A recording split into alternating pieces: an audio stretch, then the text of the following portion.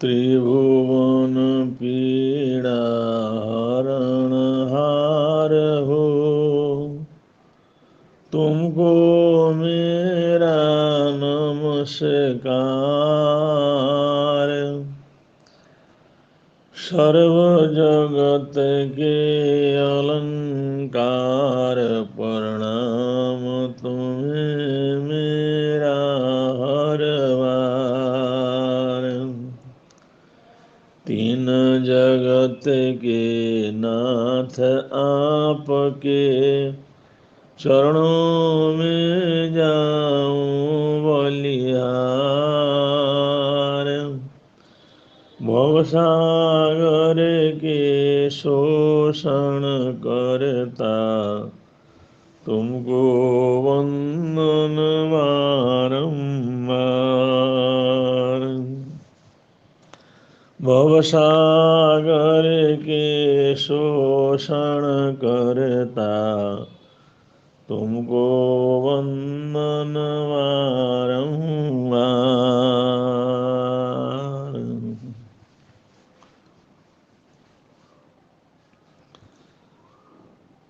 हम बहुत लंबे समय से इस संसार और सांसारिकता में जी रहे हैं। 84 लाख जीवा योनियों में भटकते भटकते अपने अपने कर्मों के अनुसार अनेक अनेक गतियों में जाते आते इतना लंबा समय व्यतीत हुआ है।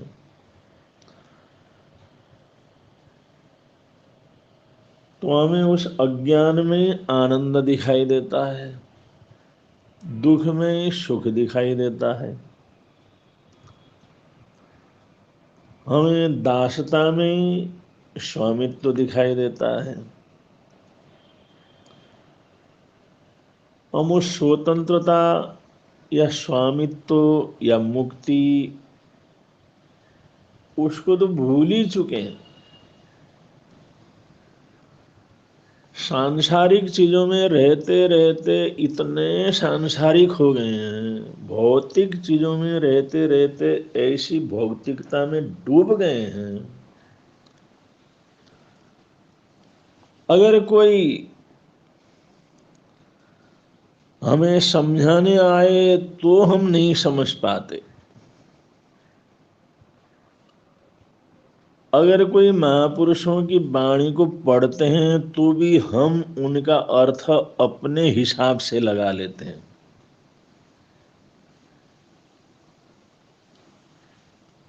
हम तो बंधन में ही रहने के आदी हो गए हैं। अब वो बंधन जंजीर लोहे का हो, कांटों का हो, तब तो फिर भी ठीक है। अगर वो सोने का हो, रत्न उसमें जड़े हुए हों,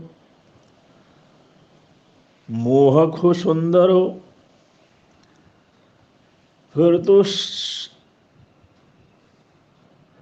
उस जंजीर में ही इतने आनंदित हो जाते हैं। कोई कहे इस जंजीर को तोड़ के मुक्त हो जाओ तो यह हमारी समझ में नहीं आता। अज्ञान में, उसी में ज्ञान, दुख में ही सुख की अनुभूति करने की आदत पड़ गई होती है। ऐसे संसार में पूरी तरह डूबे हुए हम लोग रहते हैं। और कोई कोई जागता है, कोई कोई निकलता है, मुक्त होता है और उसको अनंत सुख की अनुभूति होती है, तो फिर हमारे बीच में आता है और हमें जागने का संदेश देता है, प्रकाश का परिचय देता है, बंधनों को तोड़ने के लिए कहता है। तो हमारे को बहुत ही बुरा लगता है, क्योंकि हम उस बंधन के आदी बने हुए हैं। इसलिए तो लोगों ने जीसस को सूली के ऊपर चढ़ा दिया, सुकरात को जहर पीने के लिए मजबूर कर दिया। उन्होंने हमारे को जगाने की तो कोशिश की थी, जागो और उस सुख को प्राप्त करो, उस मुक्ति को प्राप्त करो। बुद्ध पुरुषों को हम पत्थर मारते हैं, उनको तकलीफ देते हैं, पागल हाथी उनके पीछे छोड़ देते हैं, कुत्ते छोड़ देते हैं। वो जो कुछ कर रहे हैं वो हम सबके कल्याण के लिए तो कर रहे हैं, हमें जगाने के लिए तो कर रहे हैं। तो कोई हमारे को जगाता है, कोई दरवाजा खटखटाता है, भाई प्रकाश आया है, सूर्य निकला है, इस प्रकार की ज्योति को लो, तो हमारे को बड़ा बुरा लगता है। इसलिए मंसूर को मार देते हैं, मीरा को तरह तरह के तकलीफ देते हैं। ये जीव का एक अजीब स्वभाव हो गया। तो इसलिए आत्म स्वभाव में लौटना कोई आसान काम नहीं है।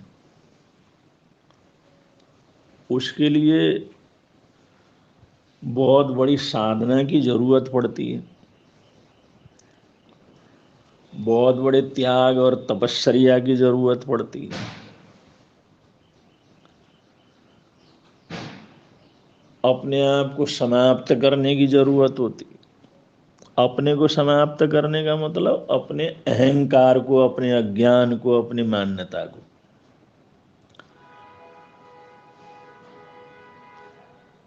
लोग कहते तो हैं हम धर्म कर रहे हैं, मुक्ति की यात्रा पर चल रहे हैं, यात्रा कर रहे हैं, इस दुख से मुक्त होना चाहते हैं, भगवान के पास पहुंचना चाहते हैं, लेकिन वो सच में उनकी यात्रा यात्रा नहीं। वो तो किसी की पूजा करते हैं तो भी अपने हिसाब से, किसी की वाणी को बताते हैं तो भी अपने हिसाब से, उनकी वेशभूषा बनाते हैं तो भी अपने हिसाब से। वो भगवान के हिसाब से नहीं चलते, उनकी वाणी के हिसाब से हम लोग नहीं चलते। उनको, उनकी वाणी को, उनके रूप को हम अपने हिसाब से, अपने स्वार्थ के अनुकूल घड़ लेते हैं। इसलिए जो नहीं रहे, मृत प्राय हो गए, ऐसे बुद्ध पुरुषों की, महापुरुषों की तो हम पूजा करते हैं, आरती करते हैं, वंदन नमस्कार करते हैं, लेकिन तो जीवंत बुद्ध पुरुष हैं, उनके पास हम जा नहीं सकते, उनका सानिध्य स्वीकार नहीं कर पाते।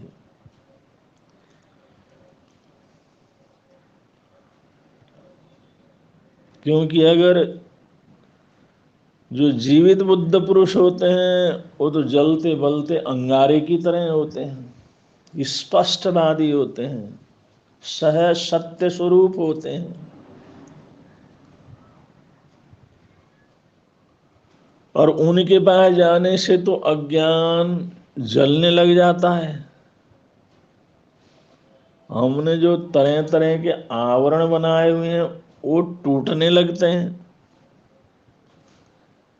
अब जो आवरण टूटने लगते हैं तो अपने को बड़ी तकलीफ होती है, अपने मान्यता टूटने लगती है। हमने जो रोज सुन करके जो मंतव्य बनाए वो टूटने लगते हैं, जो हमने रीति रिवाज बनाए वो टूटने लगते हैं। क्योंकि बुद्ध पुरुष के पास जाएंगे तो ये लोग तो टूटेंगे ही, क्योंकि ये तो कवर है। अब जब ये टूटने लगता है तो बड़ी तकलीफ अपने को होती है। इसलिए सदगुरु को कोई बर्दाश्त नहीं कर सकता। जीवित जीसस के पास कोई नहीं जा पाता, जो जीवंत महापुरुष हैं, सदगुरु हैं, उनके चरणों में नहीं जा सकता, उनको झेल नहीं पाता, क्योंकि वहां पर धारणाओं, मान्यताओं को तोड़ना पड़ता है। अपने भूतकाल में जो भी कुछ किया वो भूतकाल को छोड़ करके खाली होकर के वहां पर जाना पड़ता है। क्योंकि ऐसे जीवंत महापुरुष हैं, हमारी धारणाओं को तोड़ते हैं, मान्यताओं को तोड़ते हैं, हमारे वो खोटे विश्वासों को तोड़ते हैं। और हमने जो तरह तरह के ऐसे आवरण बना रखे हैं अज्ञान के, उसको तोड़ते हैं। जब वो टूटते हैं तो अपने को बड़ी तकलीफ होती है, आदमी सोचता है वहां तो जाना ही नहीं। और सत्यता तो ये है, टूटे बगैर, फूटे बगैर, अपने आप को समाप्त किए बगैर, अपने आप को बिल्कुल पूरी तरह से मीटे बगैर कोई भी बीज अंकुरित नहीं हो सकता। वो पौधा नहीं बन सकता। जो बीज टूटना नहीं चाहता, जो बीज अपने आवरण को छोड़ना नहीं चाहता, जो बीज अपने स्वरूप में परिवर्तन लाना नहीं चाहता, जो अपने आप को मिटा नहीं सकता, जो मिट्टी में मिल नहीं सकता, वहां के उस गर्मी और सर्दी को सहन करने के लिए तैयार नहीं होता,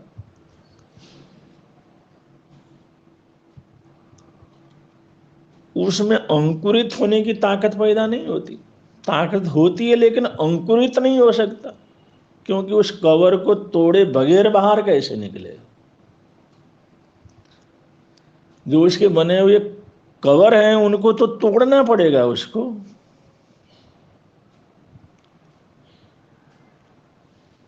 जो कोई बीज उनको टूटने के लिए समर्थ है, मिटने के लिए समर्थ है, वही बीज से अंकुरित होता है, अंकुरित से पौधा होता है, पौधे से बड़ा पौधा होता है, फिर प्रफुल्लित होने लगता है, फिर वृक्ष हो जाता है। और एक बीज करोड़ों करोड़ों बीजों को पैदा कर सकता। एक बीज वृक्ष बन सकता है, महावृक्ष बन सकता है। लेकिन उसके लिए सबसे पहले उस बीज को तो टूटना तो पड़ेगा ना।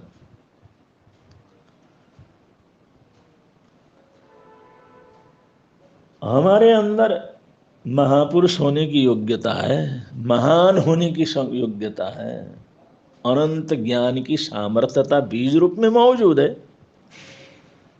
अनंत चतुष्टय का स्वामी है हमारा जो जीवन है, क्योंकि बीज रूप में उसमें सब कुछ है।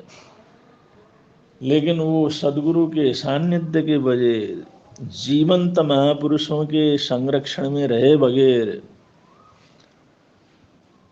उनके अनुशासन में अपने आप को समर्पित किए बगैर, अपने सभी मान्यताओं को तोड़ करके समर्पित होकर के आगे चले बगैर कभी हम बीज से वृक्ष नहीं हो सकते।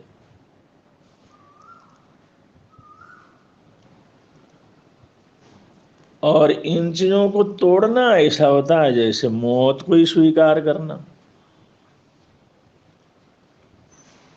क्योंकि महापुरुष तो हमारे जीवन में क्रांति घटित करते हैं, कचरे को जला देते हैं और फिर कहते हैं अब सोना कुंदन बन के निकलेगा। जब तक वो जलेगा नहीं तब तक उसमें कुंदनपना कैसे आएगा, शुद्धपना कैसे आएगा। लेकिन उसके लिए समर्पण की जरूरत है, और वो समर्पण करवा सके ऐसे जीवंत महापुरुष की जरूरत है। हम लोग कोई भी हो जो कुछ कर रहे हैं, एक अपने हिसाब से, अपने स्वार्थ के हिसाब से, अपने मान्यता के हिसाब से, और इससे हमारा धर्म से कोई लेना देना नहीं है। हमारा कोई महावीर से या बुद्ध से या जीसस से या क्राइस्ट से, उनसे कोई लेना देना नहीं, परमात्मा से लेना देना नहीं। हमारा धर्म तो हमारे ईगो को, हमारे अभिमान को पोषण करने देने वाला है। हमने धर्म को भी अभिमान का पोषक बना लिया।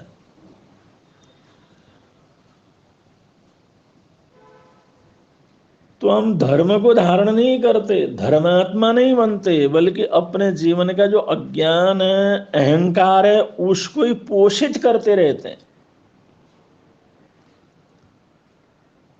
हर आदमी कहता है मेरा धर्म बहुत बड़ा है, मेरा धर्म श्रेष्ठ है, मेरा धर्म श्रेष्ठ है, मैं जिस धर्म को मानता हूं वो सर्वश्रेष्ठ है।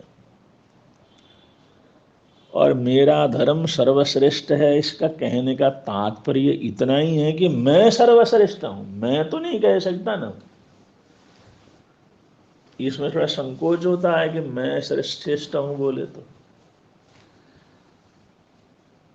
लेकिन मेरा धर्म श्रेष्ठ है, मेरी संस्कृति श्रेष्ठ है, सबसे श्रेष्ठ है और सब निष्कृष्ट हैं। इस प्रकार की जो विचारधारा है, इस प्रकार का सोच है, चाहे वो धर्म को कह रहा, चाहे ये भी क्यों नहीं कह रहा मेरे भगवान वो सर्वश्रेष्ठ हैं, उनका त्याग सर्वश्रेष्ठ है, उनकी महानता सर्वश्रेष्ठ है, उनका ज्ञान सर्वश्रेष्ठ है, ये कहते हुए भी वो भगवान की प्रशंसा नहीं कर रहा, वो अपनी ईगो को मजबूत कर रहा। ये बड़ी विडंबना। सारी जिंदगी आदमी सोचता है मैं धर्म करता हूं, लेकिन जिंदगी में धर्म होता नहीं है। सारी जिंदगी सोचता है मैंने बड़े शास्त्र पढ़े, बड़ा ज्ञानी हो गया, लेकिन ज्ञान उसको मिलता नहीं है। सारी जिंदगी सोचता है मैंने इतनी साधनाएं की, मैं इतना महामानव महान बन गया, लेकिन महानता का उसके जीवन में कोई अता पता नहीं रहता।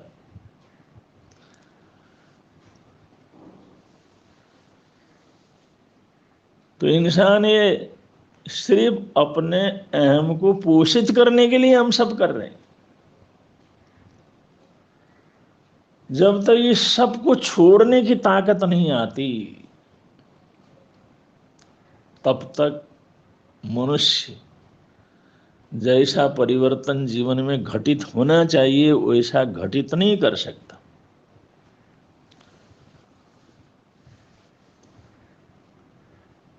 अगर वो अपने धर्म को महान कहता है, अपनी परंपरा को महान कहता है, अपने देश को महान कहता है, अपनी संस्कृति को महान कहता है, उसको सिद्ध करने में लगा रहता है, तो उसका उस देश या संस्कृति से भी कोई लेना देना नहीं। वो सिर्फ अपने अभिमान को पुष्ट कर रहा है, सिर्फ अपने जीवन के अभिमान को वो खुराक दे रहा है, उसको पोषण कर रहा है। ये हमारे मन की चालाकी है। जो हमारा मन ये पांचों इंद्रियों के साथ ही रहता है और इंद्रिय जुड़े रहते हैं संसार से, और उन्हीं का मालिक होकर के रहता है, तो उसी प्रकार की राजनीति सांसारिकता इसके अंदर भरी हुई है। इसलिए उस विवेक या प्रज्ञा जो आत्मा के साथ जोड़ने वाली चीजें हैं, उनसे मन अलग रहता है। इसलिए वो ऐसा ऐसा प्रपंच करता है, लगता तो है बड़ा धर्मात्मा है, बड़ा देशभक्त है, बड़ा संस्कृति का पोषक है, लेकिन ऐसा होता कुछ नहीं है। वो सिर्फ अपने अभिमान का पोषण कर रहा होता है, अपने स्वार्थ का पोषण कर रहा होता है। इसलिए जीवन की असलियत को समझना और उस असलियत को समझ करके उसके ऊपर चलना ये एकदम सरल कार्य नहीं है। एक छोटे से उदाहरण से आप समझिए। फ्रांस की राजधानी पेरिस, पेरिस का विश्वविद्यालय, वहाँ का जो सर्वोच्च विद्यालय है, उस विद्यालय में जो दर्शन शास्त्र पढ़ाने वाले प्रोफेसर थे, वो वहाँ के प्रधान थे, वहाँ के मालिक थे, सर्वे सर्वा थे।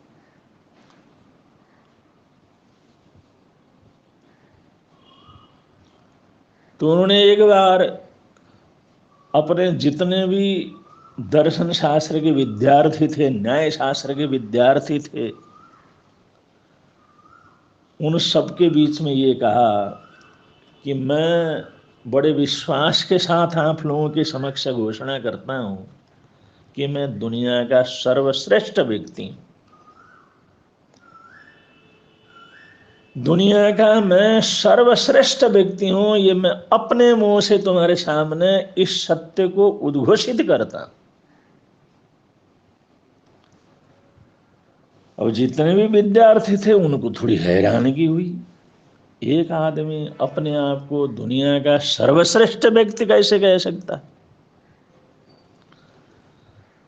तो समर्थन की स्थिति नहीं बनी, तालियां नहीं बजी। वो विद्यार्थी सोचने लगे हो कैसे सकता है। एक आदमी के अंदर तो बहुत सी ऐसी कमियां हैं, दुनिया के अंदर इतने लोग हैं, तो एक आदमी कहे मैं सर्वश्रेष्ठ व्यक्ति हूं, तो ये सत्य कैसे हो सकता है। प्रोफेसर ने कहा चलो मैं तुम्हें समझाता हूं।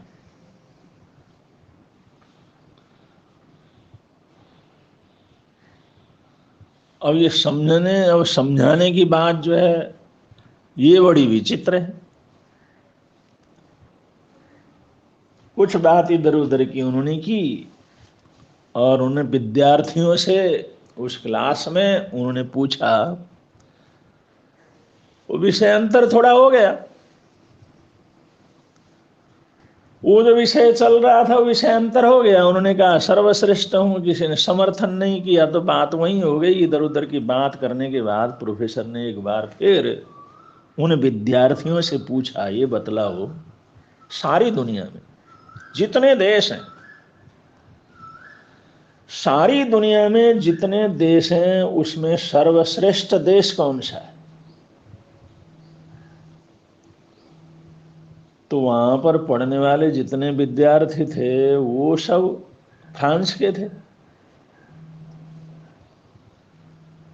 अब फ्रांस के थे तो वो लोग क्या कहते, उन्होंने तो यही कहना था ना भाई, फ्रांस ही सबसे श्रेष्ठ देश है। अब हर आदमी अपने देश को श्रेष्ठ कहता, हर आदमी अपने देश को श्रेष्ठ सिद्ध करने में लगा हुआ है। तो सभी वो फ्रांस के निवासी थे। उनसे पूछा भाई दुनिया में इतने देश हैं उसमें कौन सा देश सर्वश्रेष्ठ है। तो सब लोगों ने एक स्वर से माना फ्रांस इस समय सर्वश्रेष्ठ देश, हमारा देश ये सर्वश्रेष्ठ है। तो इसमें सर्वसम्मति से सबने मान लिया फ्रांस सर्वश्रेष्ठ देश। किसी ने कुछ कहा, किसी ने कुछ कहा, अपनी अपनी बात कही, भाई इस कारण से श्रेष्ठ है, इस कारण से श्रेष्ठ है। तो सबने सिद्ध कर लिया फ्रांस सर्वश्रेष्ठ देश है। दर्शन सार के प्रोफेसर उन्होंने पूछा एक सवाल का जवाब और दो कि हमारे फ्रांस में इतने शहर हैं उसमें सर्वश्रेष्ठ शहर कौन सा। ये थोड़ा विचारणीय प्रश्न था, लेकिन सबने हिसाब लगा। अब ये बात हुई पेरिस में हो रही थी, पेरिस वहां की राजधानी। अब राजधानी में तो विशेषताएं होनी है। हिसाब लगा करके बात ऐसी हो गई भाई पेरिस सर्वश्रेष्ठ शहर है, पूरी दुनिया में फ्रांस सर्वश्रेष्ठ है और फ्रांस में पेरिस शहर है वो सर्वश्रेष्ठ है। और किसी ने कुछ ना कुछ उदाहरण दे करके ये सिद्ध कर दिया भाई पेरिस से श्रेष्ठ तो और कोई शहर नहीं है, क्योंकि ये सारे लड़के, ये विद्यार्थी पेरिस के रहने वाले थे। तो अपने पेरिस शहर को ही उन्होंने श्रेष्ठ सिद्ध करना था, उसके आसपास के थे और वहां रह रहे थे। जब ये सिद्ध हुआ तो प्रोफेसर बोले कि आप ये बताओ इस पेरिस शहर में एक से एक बढ़कर के संस्थाएं हैं, ऐसा सर्वोपकारी सर्वश्रेष्ठ सर्व के कल्याण करने वाला सर्वश्रेष्ठ संस्थान इस पेरिस में कौन सा। तो ये प्रश्न पूछा जा रहा था पेरिस के विश्वविद्यालय में, जो नामी विश्वविद्यालय था, और ये सारे विद्यार्थी उस विश्वविद्यालय में पढ़ रहे थे। तो एक ने सोच के कहा, भाई ये जो विद्या का मंदिर है, सरस्वती का मंदिर है, जहाँ इतने विद्यार्थी तैयार होते हैं, प्रोफेसर तैयार होते हैं, विद्वान तैयार होते हैं, ये दुनिया में घर में जाकर के सबका सेवा करते हैं, प्रचार प्रसार करते हैं। तो पेरिस शहर में बहुत से ऐसे संस्थान हैं, लेकिन सर्वश्रेष्ठ संस्थान तो यहाँ पर ये पेरिस का विश्वविद्यालय है। इस विद्यालय से बढ़कर के पेरिस में और कोई दूसरी चीज नहीं है। चाहे अब कोई सौंदर्य से हो सकता है, कोई पेड़ पौधे से हो सकता है, लेकिन सभी विषयों का यहाँ पर पढ़ाई होती है। लोग पढ़ते हैं, योग्य बनते हैं, जाते हैं, फिर दुनिया की सेवा के अंदर लगे रहते हैं। तो ऐसा विद्या का मंदिर और पेरिस का विश्वविद्यालय, इससे बढ़कर के दूसरा क्या हो सकता है। एक मत से स्वीकार हुआ पेरिस का ये विश्वविद्यालय सर्वश्रेष्ठ स्थान है। ये बात हो जाने के बाद प्रोफेसर ने कहा, यहाँ पर जितने भी विषय पढ़ाए जाते हैं उनमें सर्वश्रेष्ठ विषय कौन सा है। और ये सब विद्यार्थी वहां पर दर्शन शास्त्र के बैठे हुए थे, न्याय शास्त्र के बैठे हुए थे। वैसे और जो विषय हैं, विज्ञान है या शरीर शास्त्र है या जूलॉजी है, वो तो फिर भी उपयोगी हो सकते हैं, इंजीनियरिंग वगैरह है, वो तो फिर भी उपयोगी हो सकते हैं। लेकिन दर्शन शास्त्र का क्या है, उसकी सीधी उपयोगिता देखे तो क्या है। लेकिन ये सब विद्यार्थी बैठे हुए थे, ये सब दर्शन शास्त्र के थे, न्याय शास्त्र के थे, और ये सभी सोचते थे भाई हम जिस विषय को लेकर के पढ़ रहे हैं ये विषय सर्वश्रेष्ठ है। अपने विषय को वो छोटा कैसे मानते। अगर जिस विषय पर वो पढ़ रहे हैं उसको छोटा माने तो उसके अभिमान का क्या हुआ, उनके ईगो का क्या हुआ, उसकी रक्षा कैसे होगी। तो वहाँ जितने बैठे हुए थे वो सारे दर्शन शास्त्र के, न्याय शास्त्र के विद्यार्थी थे।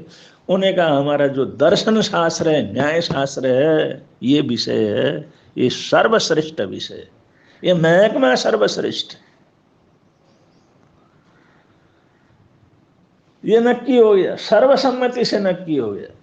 तो प्रोफेसर ने कहा इस दर्शन शास्त्र के डिपार्टमेंट का हेड मैं प्रधान हूं, मैं इसका मालिक हूं, मैं प्रधान हूं, इसका संचालन करता हूं।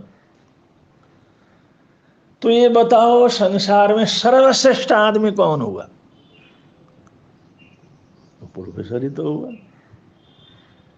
अरे सारी दुनिया के देशों में फ्रांस श्रेष्ठ, फ्रांस के शहरों में पेरिस श्रेष्ठ, पेरिस में अंदर जो विश्वविद्यालय श्रेष्ठ, विश्वविद्यालय के जितने क्लास हैं उसमें ये दर्शन शास्त्र का क्लास श्रेष्ठ, फिर इस क्लास को पढ़ाने वाला वो प्रधान अध्यापक प्रोफेसर, वो तो स्वतः ही दुनिया में सर्वश्रेष्ठ हो गया। तो उस प्रोफेसर ने कहा मैं यही तो कह रहा था, मैं दुनिया में सर्वश्रेष्ठ व्यक्ति हूं। अब सब लोगों ने उसका समर्थन किया। तो ये आदमी, मनुष्य अपने ईगो को, अपने अभिमान को किस तरह से खुराक देता है, किस तरह से उसको मजबूत करता है, किस तरह से उसको बढ़ाता है, ये खेल हर घर में, हर परिवार में, हर संस्थान में, हर देश में, हर मोहल्ले के अंदर, समाज के हर महकमे के अंदर यही खेल चलता रहता है। और इसी की वजह से टकराव होते हैं, इसी की तरह से बड़ा छोटा होता है, इसी तरह से नफरतें पैदा होती हैं, इसी खेल के माध्यम से टकराव होता रहता है, और इसी का परिणाम है दुनिया के अंदर होने वाली अशांति। तो तमाम दुनिया की अशांति का मूल है हमारे जीवन के अंदर जो अभिमान है। तो अभिमान को तोड़ना मरने के समान। मरना भी आसान है, प्राण देना भी आसान है, लेकिन अपने ईगो को छोड़ना आसान नहीं है। तो उस ईगो के साथ, अभिमान के साथ हम जो धर्म करते हैं तो हम धर्मात्मा हो सकते हैं। बहुत सोचने का विषय है, बहुत विचार करने का विषय है, बहुत चिंतन करने का विषय है कि धर्म का स्पर्श करना कितना कठिन काम है। अगर इस तरह से सोचेंगे तो एक नई सोच हमारे जीवन के अंदर पैदा हो सकती है। इन्हीं मंगल कामनाओं के साथ, सद्भावनाओं के साथ अपने वक्तव्य को विराम दे रहे हैं। बोलिए भगवान महावीर स्वामी की जय।